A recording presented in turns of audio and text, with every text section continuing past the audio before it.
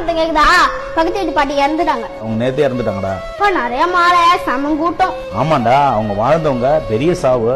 நான் வாழ்ந்தாங்க, சாப்பிட சாப்பாடு இல்லாம, படுக்க இடம் இல்லாம, மழையில நஞ்சு நின்றாங்க. நான் பார்த்தேன். ஏய், இதெல்லாம் நீ பாத்தியா? அவங்க உயிரா இருக்கும்போது யாரும் கவனிக்கல, சோறு போடல, அந்த கொட்டாயில போட்டு மயில் நஞ்சு கிடப்பாங்க. பாக்கும்போது எனக்கு ரொம்ப கஷ்டமா இருக்கும்பா.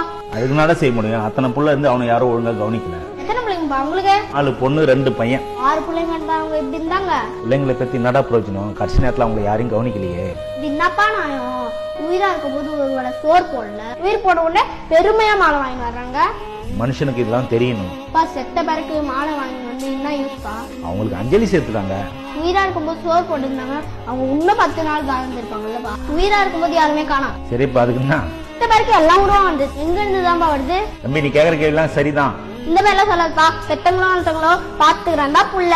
அப்படி இல்லனா அதே நிலைமை அவனுக்கு வரும். ஏய், சூப்பர்ரா.